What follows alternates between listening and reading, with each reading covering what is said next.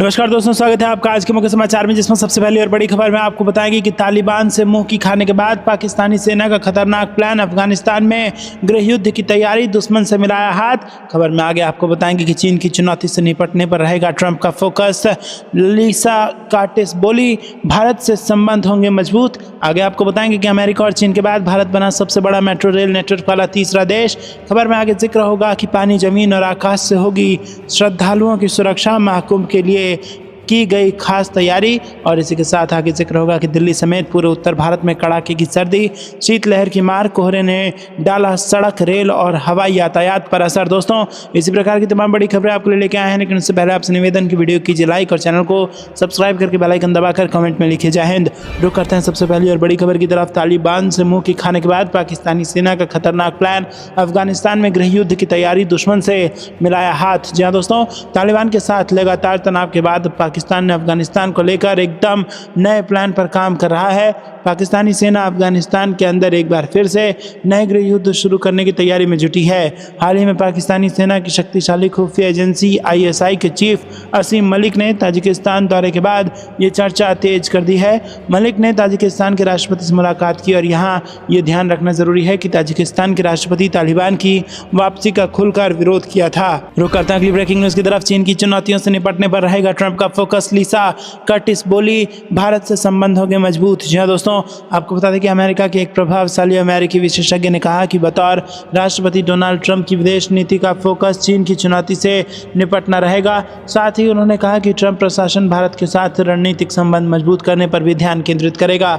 Donald Trump के पिछले कार्यकाल के दौरान राष्ट्रपति की उपसहायक और दक्षिण और मध्य एशिया मामलों के लिए NSC की वरिष्ठ निदेशक रही लीसा कर्टिस का कहना है कि आने वाले समय में भी क्वाड एक महत्वपूर्ण मंच बना रहेगा। लीसा कर्टिस वर्तमान में centre for a new American security think tank में इंडो पैसिफिक सिक्योरिटी प्रोग्राम की वरिष्ठ फेलो और निदेशक हैं। रुक करते हैं कि ब्रेकिंग न्यूज की तरफ। अमेरिका और चीन के बाद भारत बना सबसे बड़ा मेट्रो रेल नेटवर्क वाला तीसरा देश। जी हाँ दोस्तों, भारत में मेट्रो रेल नेटवर्क का तेजी से विस्तार हो रहा है। अब देश में मेट्रो रेल नेटवर्क की कुल लंबाई बढ़कर 1000 किलोमीटर तक पहुंच गई है और इस बड़े नेटवर्क के साथ भारत अब चीन और अमेरिका के बाद दुनिया का तीसरा सबसे बड़ा मेट्रो रेल नेटवर्क वाला देश बन गया है। दिल्ली ने 2002 में अपनी मेट्रो यात्रा की शुरुआत की थी, जब पूर्व प्रधानमंत्री अटल बिहारी वाजपेयी ने दिल्ली के लोगों को पहली मेट्रो दी। और आज प्रधानमंत्री नरेंद्र मोदी दिल्ली वासियों को नई मेट्रो परियोजनाओं और नमो भारत का उपहार दे रहे हैं। PM मोदी के नेतृत्व में इसका परिवर्तन और विस्तार अभूतपूर्व रहा है, खासकर 2014 के बाद से। रुक करते हैं अगली ब्रेकिंग न्यूज की तरफ। पानी, जमीन और आकाश से होगी श्रद्धालुओं की सुरक्षा, महाकुंभ के लिए की गई खास तैयारियां। जी हाँ दोस्तों, आपको बता दें कि महाकुंभ 2025 में आने वाले श्रद्धालुओं की सुरक्षा सुनिश्चित करने के लिए उत्तर प्रदेश की योगी सरकार ने व्यापक प्लान तैयार किया है। जल, थल और नभ तीनों स्तरों पर सुरक्षा के कड़े इंतजाम किए जा रहे हैं। इन्हीं तैयारियों का जायजा लेने के लिए शनिवार को उत्तर प्रदेश के पुलिस महानिदेशक प्रशांत कुमार प्रयागराज पहुंचे। DGP ने सुरक्षा व्यवस्थाओं का निरीक्षण किया। उन्होंने उच्च अधिकारियों के साथ समीक्षा बैठक भी की। व्यवस्थाओं की बारीकी से जांच करते हुए उन्होंने ये सुनिश्चित किया कि महाकुंभ के दौरान किसी भी अप्रिय घटना की गुंजाइश न रहे। मीडिया से बातचीत में DGP प्रशांत कुमार ने कहा कि श्रद्धालुओं की सुरक्षा प्रदेश पुलिस की सर्वोच्च प्राथमिकता है। इसको ध्यान में रखते हुए भी सभी स्तरों पर तैयारियां पूरी कर ली गई है। DGP ने कहा कि महाकुंभ जैसे विशाल आयोजन को सुरक्षित और सुव्यवस्थित बनाने के लिए प्रशासनिक और पुलिस तंत्र पूरी तरह से मुस्तैद है। रुक करते हैं अगली ब्रेकिंग न्यूज की तरफ। दिल्ली समेत पूरे उत्तर भारत में कड़ाके की सर्दी, शीतलहर की मार, कोहरे ने डाला सड़क, रेल और हवाई यातायात पर असर। जहां दोस्तों, देश की राजधानी दिल्ली में कड़ाके की सर्दी के बीच शीतलहर और घने कोहरे की मार जारी है। शहर में ठंडी हवाएं चल रही हैं, जिससे गलन और बढ़ गई है। मौसम विभाग के मुताबिक दिल्ली में रविवार सुबह 5:30 बजे 10 डिग्री सेल्सियस तापमान रिकॉर्ड किया गया। शनिवार को भी इसी समय 10.2 डिग्री सेल्सियस तापमान दर्ज किया गया था। कोहरे की वजह से विजिबिलिटी कम हो गई, जिससे सड़क यातायात, ट्रेन सेवाओं और उड़ानों पर असर पड़ा है। कोहरे की वजह से नई दिल्ली रेलवे स्टेशन पर कई ट्रेनें देरी से चल रही हैं। वहीं कोहरे की वजह से इंदिरा गांधी इंटरनेशनल एयरपोर्ट पर आज भी कई उड़ानें देरी से चल रही हैं। IGI ने एडवाइजरी में कहा कि दिल्ली एयरपोर्ट पर लैंडिंग और टेक ऑफ जारी है। जो उड़ानें कैट 3 का अनुपालन नहीं करती हैं उन पर असर पड़ सकता है। रुक करते हैं ब्रेकिंग न्यूज़ की तरफ। यूपी के राज्यकर्मियों के लिए खुशखबरी, जनवरी में फिर बढ़ेगा वेतन, 3% लागू होगा डीए, 3% इंक्रीमेंट। जी हाँ दोस्तों, आपको बता दें कि उत्तर प्रदेश के करीब 8 लाख कर्मचारियों और 4 लाख पेंशनरों को 3% बढ़ा हुआ महंगाई भत्ता जनवरी से दिया जाएगा। इसके साथ ही 2 लाख की संख्या में कर्मचारियों का सालाना इंक्रीमेंट भी लगेगा। जिन कर्मचारियों का इंक्रीमेंट जुलाई में नहीं होता उनको जनवरी में मिलेगा और इस तरह से 2 लाख कर्मचारियों को 6% और बचे हुए सभी कर्मचारियों को 3% वेतन बढ़ोतरी का लाभ मिलेगा। रुक करते हैं अगली ब्रेकिंग न्यूज़ की तरफ। साधुओं के भेष में पुलिसकर्मी, प्रयागराज महाकुंभ की सुरक्षा को लेकर अघोरी से लेकर महात्मा तक हर रूप में सजग उत्तर प्रदेश पुलिस, बाहुबली भी मैदान में। जी हाँ दोस्तों, साल 2025 में उत्तर प्रदेश के प्रयागराज में 12 साल बाद महाकुंभ मेले का आयोजन होने जा रहा है। इस महाकुंभ मेले में भारी संख्या में भक्तजनों और श्रद्धालुओं के आने का अनुमान लगाया जा रहा है, जिसके चलते सुरक्षा को लेकर पुलिस ने खास इंतजाम किए हैं। खास तौर पर आतंकवादी घटनाओं से बचाने के लिए पुलिस ने कई स्तरों पर चौकसी बढ़ा दी है। कड़ी सुरक्षा को ध्यान में रखते हुए पुलिसकर्मियों को अलग अलग भेष में तैनात किया गया है। कुछ पुलिसकर्मी संत बनकर भेष बदलकर महाकुंभ में मौजूद रहेंगे, तो वहीं कुछ संतों के सेवक के रूप में महाकुंभ मेले में शामिल होंगे। सुरक्षा को लेकर इस तरह से जोरों शोरों से तैयारी चल रही है जिससे कि महाकुंभ का आयोजन शांति से हो सके। कुछ रिपोर्टर्स के मुताबिक ऐसा बताया जा रहा है कि कुछ असामाजिक तत्व साधु संत के भेष में सुरक्षा में खलल डाल सकते हैं, जिसके चलते पुलिसकर्मी भी अलग अलग भेष में रहेंगे। कोई पुलिसकर्मी भगवा वस्त्र पहने नजर आएगा तो कोई अघोरी रूप में नजर आएगा। इतना ही नहीं, कुछ पुलिसकर्मी रसोइया बनकर भी गतिविधियों पर अपनी नजर रखेंगे। पुलिसकर्मियों के द्वारा किया गया यह प्रयास महाकुंभ के दौरान होने वाले किसी भी प्रकार की अप्रिय घटना से बचा सकता है। रुक करते हैं ब्रेकिंग न्यूज़ की तरफ। पूर्व पीएम इमरान खान के दावों से हिली शहबाज सरकार। जी हाँ दोस्तों, आपको बता दें कि यहाँ पर रावलपिंडी की अदियाला जेल में बंद पाकिस्तान के पूर्व प्रधानमंत्री इमरान खान और सरकार के बीच बातचीत जारी है। इस बीच पीटीआई नेता खान ने बड़ा दावा किया और कहा कि उन्हें 3 साल तक निर्वासन यानी देश से बाहर रहने का मौका दिया गया था, लेकिन पूर्व पीएम ने कहा कि उन्होंने शहबाज सरकार के इस प्रस्ताव को कबूल नहीं किया और उन्होंने ये कहते हुए इस पेशकश को खारिज कर दिया कि वो पाकिस्तान में ही रहेंगे और यहीं मरेंगे। रुक करते हैं ब्रेकिंग न्यूज़ की तरफ। कश्मीर पर फिर तिल मिलाया पाकिस्तान, झूठी बयानबाजी पर उतरा और छिपाई अपनी नाकामियां। जी हाँ दोस्तों, पाकिस्तान के प्रधानमंत्री शहबाज शरीफ ने एक बार फिर कश्मीर का मुद्दा उठाते हुए भारत पर झूठे आरोप लगाए हैं। शहबाज ने रविवार को कश्मीरियों के आत्मनिर्णय के अधिकार की वकालत करते हुए बयान दिया, लेकिन असलियत यह है कि पाकिस्तान खुद अपनी धरती पर मानवाधिकारों का गंभीर उल्लंघन करता रहा है। 5 जनवरी को कश्मीरियों के आत्मनिर्णय अधिकार दिवस के रूप में मनाने की बात करते हुए शहबाज ने संयुक्त राष्ट्र के पुराने प्रस्तावों का हवाला दिया। हालांकि ये जग जाहिर है कि पाकिस्तान ने न सिर्फ इन प्रस्तावों की शर्तों को नज़रअंदाज किया, बल्कि पीओके और गिलगित बाल्टिस्तान जैसे क्षेत्रों में भी अवैध कब्जा जमाकर वहां के नागरिकों के अधिकारों को कुचला। रुक करते हैं ब्रेकिंग न्यूज़ की तरफ। तालिबान के बाद अब बलूचिस्तान भी बना इस्लामाबाद का काल, दक्षिण पाकिस्तान को धमाके से दहलाया। जी हाँ दोस्तों, तालिबान के बाद अब बलूचिस्तान भी पाकिस्तान का काल बन गया है। बलूचिस्तान ने भी पाकिस्तान पर हमले करना शुरू कर दिया है। शनिवार को दक्षिण पाकिस्तान के अशांत बलूचिस्तान प्रांत में शनिवार को प्रतिबंधित अलगाववादी संगठन बलूचिस्तान लिबरेशन आर्मी ने एक यात्री बस को निशाना बनाकर जोरदार धमाका किया, जिसमें 4 लोगों की मौत हो गई और 32 अन्य घायल हो गए हैं। इस धमाके से पूरा दक्षिण पाकिस्तान दहल गया। पाकिस्तान के अधिकारियों ने बताया कि अलगाववादियों ने जिस बस को धमाके में उड़ाया है वो कराची से तुर्बत जा रही थी, मगर बस जब न्यू बहमन क्षेत्र में पहुंची थी तभी एक आईईडी की चपेट में आ गई। उन्होंने बताया कि 4 शवों और 32 घायलों को निकटतम अस्पताल में ले जाया गया है। एक वरिष्ठ पुलिस अधिकारी के अनुसार धमाके की वजह का पता लगाने के लिए जांच की जा रही है। रुक करते हैं ब्रेकिंग न्यूज़ की तरफ। मुस्लिम बहुल इलाकों में बीजेपी ने शुरू किया सदस्यता अभियान, मिल रहा जोरदार समर्थन, 1.5 करोड़ प्राथमिक सदस्य बनाने का लक्ष्य। जी हाँ दोस्तों, बांग्लादेशियों के मुद्दे पर बीजेपी को मुसलमानों का खूब साथ मिल रहा है।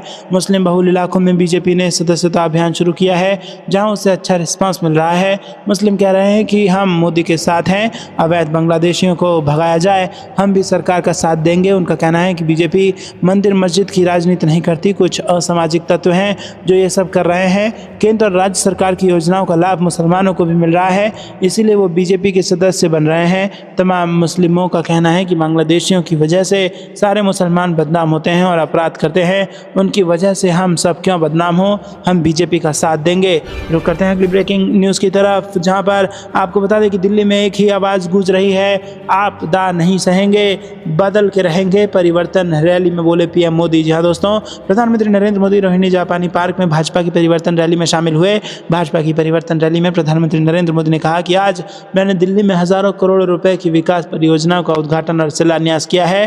पीएम मोदी ने आम आदमी पार्टी पर निशाना साधते हुए कहा कि दिल्ली में एक ही आवाज़ गूंज रही है, आपदा नहीं सहेंगे, बदल के रहेंगे। इसी के साथ भाजपा की परिवर्तन रैली में प्रधानमंत्री मोदी ने कहा कि मैं दिल्ली की जनता से अपील करना चाहता हूं कि दिल्ली के उज्जवल भविष्य के लिए भाजपा को एक मौका दें। भाजपा ही दिल्ली का विकास कर सकती है। पिछले 10 सालों में दिल्ली ने जो सरकार देखी है वो आपदा से कम नहीं है। अब दिल्ली में केवल यही सुनने को मिलता है कि आपदा नहीं सहेंगे, बदल के रहेंगे। दिल्ली विकास चाहती है और दिल्ली की जनता को भाजपा पर भरोसा है।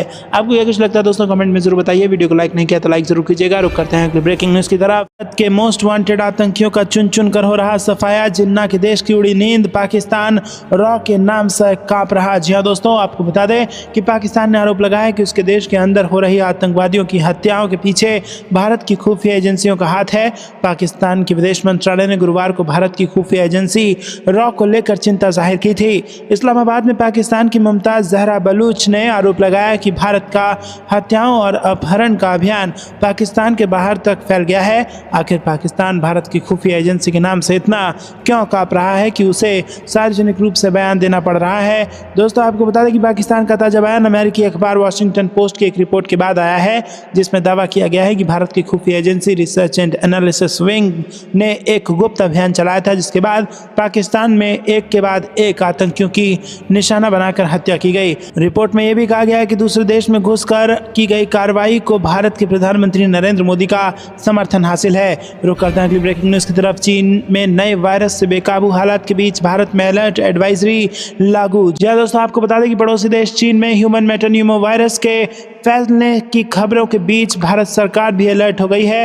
राष्ट्रीय रोग नियंत्रण केंद्र ने श्वसन और मौसमी इन्फ्लुएंजा के मामलों पर नजर रखना शुरू कर दिया है। विभाग अंतर्राष्ट्रीय एजेंसियों के संपर्क में भी है। सूत्रों के मुताबिक केंद्र ने कहा कि हम स्थिति पर बारीकी से नजर रखेंगे, जानकारी की जांच करेंगे और इसके आधार पर अपडेट करेंगे। डॉक्टर डैंग्स लैब के CEO डॉक्टर अर्जुन डैंग ने बताया कि चीन में ह्यूमन मेटान्यूमो वायरस के प्रकोप के बाद इस वायरस के प्रसार को रोकने और निगरानी बढ़ाने की शीघ्र जरूरत है। अधिक घनत्व वाली आबादी में यह वायरस अधिक घातक हो सकता है। रुक करते हैं ब्रेकिंग न्यूज़ की तरफ। एक देश एक चुनाव वक्त संशोधन बिल और बजट, इस साल संसद में दिखेगा पक्ष और विपक्ष में जबरदस्त घमासान। जी हाँ दोस्तों, 2024 का साल संसद के लिए उथल पुथल भरा रहा। विवादित विधेयकों, हंगामों और सांसदों के बीच झड़प ने सुर्खियां बटोरी। One nation one election bill सबसे बड़ा मुद्दा बना रहा। 2025 में इस बिल के भविष्य पर सबकी निगाहें होंगी, यानी साल 2025 में संसद में खूब हंगामा देखने को मिलने वाला है। केंद्र सरकार का दूसरा बजट भी महत्वपूर्ण होगा। सदन के कामकाज पर भी सवाल उठे। सांसदों के बीच तीखी नोकझोंक और हंगामे के कारण कई बार कार्रवाई स्थगित करनी पड़ी। नए साल में सबसे पहले केंद्रीय बजट पर फोकस होगा। यह मोदी सरकार के तीसरे कार्यकाल का दूसरा बजट होगा, जिसे एनडीए सरकार के रूप में देखा जा रहा है। लेकिन सबसे ज्यादा चर्चा 129वें संविधान संशोधन बिल की होगी। ये बिल लोकसभा और विधानसभा चुनाव एक साथ कराने का प्रस्ताव रखता है। रुक करते हैं ब्रेकिंग न्यूज़ की तरफ। महाकुंभ के लिए रेलवे की अनोखी पहल, जैकेट से बनेगा टिकट, QR कोड से होगी बुकिंग। जी हाँ दोस्तों, आपको बता दें कि महाकुंभ 2025 को दिव्य और भव्य के साथ डिजिटल महाकुंभ बनाने का संकल्प डबल इंजन की सरकार ने लिया है। इस दिशा में भारतीय रेलवे एक अनूठी पहल करने जा रहा है। प्रयागराज रेल मंडल महाकुंभ में पहली बार रेल कर्मियों की जैकेट से डिजिटल रेल टिकट बनाने की सुविधा प्रदान करेगा। इस पहल के कारण महाकुंभ में आने वाले श्रद्धालुओं को टिकट की लंबी लाइनों में नहीं लगना पड़ेगा। साथ ही रेलवे प्रशासन को भी टिकट बनाने की प्रक्रिया में कुछ राहत मिलेगी। इसके अलावा भारतीय रेलवे ने पहले ही टोल फ्री नंबर, वेबसाइट और महाकुंभ मेला ऐप जारी कर डिजिटल महाकुंभ को सफल बनाने में सार्थक प्रयास किए हैं। रुकरता की ब्रेकिंग न्यूज़ की तरफ। दिल्ली में ठंड और कोहरे का डबल अटैक, बर्फबारी और शीतलहर से कांप रहा उत्तर भारत। जी हाँ दोस्तों, आपको बता दें कि दिल्ली NCR में कड़ाके की ठंड के साथ कोहरे का भी कहर जारी है। वहीं जम्मू कश्मीर, पंजाब, हिमाचल प्रदेश, हरियाणा, उत्तर प्रदेश, राजस्थान समेत उत्तर भारत के कई राज्यों में कड़ाके की ठंड पड़ रही है। इसके चलते कहीं ऑरेंज तो कहीं येलो अलर्ट जारी किया गया है। मौसम विभाग के अनुसार रविवार को दिल्ली में ठंड के साथ कोहरा भी रहेगा। वहीं दिल्ली एनसीआर में 6 जनवरी को हल्की बारिश की संभावना है, जिसके बाद ठंड और बढ़ जाएगी। दोस्तों, IMD के मुताबिक उत्तर पश्चिम और मध्य भारत में अगले 2 दिन तक शीत दिवस और कोहरे की स्थिति बनी रह सकती है। हरियाणा, चंडीगढ़ और दिल्ली के अलग अलग स्थानों में देर रात और सुबह के समय बहुत घना कोहरा छाए रहने की संभावना है। वहीं उत्तर प्रदेश में भी जबरदस्त ठंड पड़ रही है। विजिबिलिटी भी काफ़ी कम है। कई जगहों पर विजिबिलिटी घटकर 50 से 100 मीटर रह गई है। यूपी में अति घना कोहरा छाए रहने की चेतावनी जारी कर दी गई थी। रुक करते हैं अगली ब्रेकिंग न्यूज़ की तरफ। कुंदरकी की तर्ज पर मिल्कीपुर उपचुनाव लड़ेगी भाजपा, मुख्यमंत्री योगी ने खुद संभाल ली कमान। जी हां दोस्तों, भाजपा कुंदरकी उपचुनाव की तर्ज पर अयोध्या के मिल्कीपुर उपचुनाव भी लड़ेगी। मुख्यमंत्री योगी आदित्यनाथ ने खुद इस प्रतिष्ठित सीट की कमान संभाली हुई है। उन्होंने अपने 6 मंत्रियों को भी यहां उतारा हुआ है और योगी शनिवार को फिर अयोध्या पहुंच रहे हैं। वो कार्यकर्ताओं के साथ बैठक कर उन्हें जीत का मंत्र देंगे। मिल्कीपुर का उपचुनाव दिल्ली विधानसभा चुनाव के साथ होने की संभावना जताई जा रही है। उपचुनाव जीतने के लिए योगी सरकार और भाजपा ने तैयारियां तेज कर दी हैं। मुख्यमंत्री ने पिछले दिनों अयोध्या में ही कार्यकर्ताओं का जीत का मंत्र देते हुए कहा था कि जब कुंदरकी व कटहरी विधानसभा सीट जीत सकते हैं तो कोई भी चुनाव जीता जा सकता है। रुक करते हैं अगली ब्रेकिंग न्यूज़ की तरफ। जिन्हें किसी ने नहीं पूछा उन्हें मोदी ने पूछा है। ग्रामीण भारत महोत्सव में बोले पीएम मोदी। जी हां दोस्तों, प्रधानमंत्री नरेंद्र मोदी ने ग्रामीण भारत महोत्सव 2025 का उद्घाटन किया। इस दौरान अपने संबोधन में प्रधानमंत्री मोदी ने कहा कि साल 2025 की शुरुआत में ग्रामीण भारत महोत्सव का भव्य आयोजन भारत की विकास यात्रा को दर्शा रहा है। इसके आयोजन के लिए नाबार्ड और अन्य सहयोगियों को बधाई। प्रधानमंत्री ने कहा कि आज गांव के लाखों घरों को पीने का साफ पानी मिल रहा है। लोगों को 1.5 लाख आयुष्मान आरोग्य मंदिरों से बेहतर स्वास्थ्य सेवाएं मिल रही हैं। आज डिजिटल तकनीक की मदद से बेहतरीन डॉक्टर और अस्पताल भी गाँव से कनेक्ट हो रहे हैं। ग्रामीण अर्थव्यवस्था को मजबूत करने के लिए ज़रूरी है कि आर्थिक नीतियाँ गाँव के हर वर्ग को ध्यान में रखकर बनाई जाएँ। बीते 10 वर्षों में हमारी सरकार ने ये काम किया है। 2-3 दिन पहले ही कैबिनेट ने पीएम फसल योजना को 1 साल और बढ़ाने की मंजूरी दी है। रुक करते हैं अगली ब्रेकिंग न्यूज़ की तरफ। भारत चीन फिर आमने सामने। लद्दाख क्षेत्र में नई काउंटी बनाने पर बढ़ी टेंशन। विदेश मंत्रालय ने कहा मंजूर नहीं। जी हां दोस्तों, भारत ने शुक्रवार को कहा कि उसने होटान प्रांत में 2 नए काउंटी बनाने पर चीन के समक्ष गंभीर विरोध दर्ज कराया है। भारत का कहना है कि इन क्षेत्रों के कुछ हिस्से भारतीय केंद्र शासित प्रदेश लद्दाख में आते हैं। नई दिल्ली ने इस पर कड़ी प्रतिक्रिया देते हुए कहा कि नए काउंटी बनाने से न तो क्षेत्र पर अपनी संप्रभुता के संबंध में भारत की दीर्घकालिक और सुसंगत स्थिति पर कोई असर पड़ेगा और न ही चीन के अवैध और जबरन कब्जे को वैधता मिलेगी। विदेश मंत्रालय के प्रवक्ता रणधीर जायसवाल ने कहा कि भारत ने क्षेत्र में भारतीय क्षेत्र पर अवैध चीनी कब्जे को कभी स्वीकार नहीं किया है। उन्होंने कहा कि हमने चीन के होटान प्रांत में 2 नए काउंटी बनाने से संबंधित घोषणा देखी है। रुक करते हैं अगली ब्रेकिंग न्यूज़ की तरफ। केंद्रीय मंत्री रिजिजू ने प्रधानमंत्री का संदेश पढ़ा। कहा देश में अच्छा माहौल चाहते हैं। अजमेर दरगाह में चढ़ाई गई पीएम मोदी की चादर। जहाँ दोस्तों, प्रधानमंत्री नरेंद्र मोदी की ओर से भेजी गई चादर ख्वाजा मोइनुद्दीन चिश्ती की दरगाह पर चढ़ाई गई है। अजमेर दरगाह विवाद के बीच शनिवार को केंद्रीय अल्पसंख्यक कार्य मंत्री तथा संसदीय कार्य मंत्री किरण रिजिजू पीएम की ओर से भेजी गई चादर लेकर अजमेर पहुंचे। रुक करते हैं ब्रेकिंग न्यूज़ की तरफ। ईरानी उप विदेश मंत्री से मिले एस जयशंकर। चाबहार बंदरगाह के विकास को लेकर भारत ईरान ने किया मंथन। जी हां दोस्तों, चाबहार बंदरगाह को मिलकर विकसित करने को लेकर भारत और ईरान ने शुक्रवार को मंथन किया।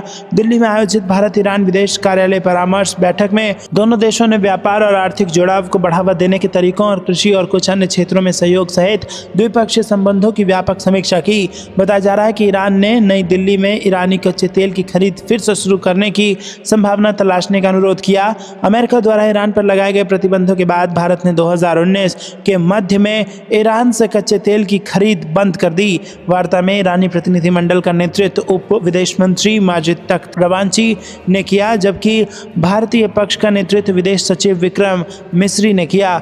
रवांची ने विदेश मंत्री एस जयशंकर से भी मुलाकात की। दोस्तों, रुक करते हैं अगली ब्रेकिंग न्यूज़ की तरफ। राफेल के साथ यूरोप का सबसे ताकतवर परमाणु युद्धपोत पहुंचा भारत। गोवा के तट पर दिखेगा एक्शन। जी हां दोस्तों, यूरोप का सबसे ताकतवर परमाणु एयरक्राफ्ट कैरियर चार्ल्स डी गाले भारत पहुंचा है। परमाणु एयरक्राफ्ट चार्ल्स डी गाले फ्रांस की नौसेना के कैरियर स्ट्राइक ग्रुप के साथ हिंद महासागर में पहुंचा है। बताया जा रहा है कि फ्रांस ने करीब 40 सालों के बाद अपने कैरियर स्ट्राइक ग्रुप हिंद प्रशांत क्षेत्र में भेजा है। यह फ्रांसीसी नौसैनिक बेड़ा गोवा के समुद्री तट के पास भारतीय नौसेना के साथ वरुणा नौसैनिक अभ्यास में भाग लेगा। दोस्तों, आपको क्या कुछ लगता है कमेंट में जरूर बताइए। वीडियो को लाइक नहीं किया तो लाइक जरूर कीजिएगा। रुक करते हैं अगली ब्रेकिंग न्यूज की तरफ। भारत घर में घुसकर मार रहा भारतीय खुफिया एजेंसी रॉ के नाम से डरा पाकिस्तान, विदेश मंत्रालय ने दिया बयान। जी हां दोस्तों, पाकिस्तान के विदेश मंत्रालय ने भारतीय खुफिया एजेंसी के देश के बाहर आतंकवादियों के खिलाफ कथित अभियान को लेकर चिंता जताई है। ये उन रिपोर्टों के बाद आया है जिनमें बताया गया है कि नई दिल्ली ने पाकिस्तान के अंदर ऐसे लोगों की हत्या का आदेश दिया है जिन्हें वो भारत के राष्ट्रीय हितों के लिए खतरा मानता है। इस्लामाबाद में पाकिस्तान विदेश मंत्रालय की प्रवक्ता मुमताज जहरा बलोच ने इन कथित कार्रवाइयों की निंदा की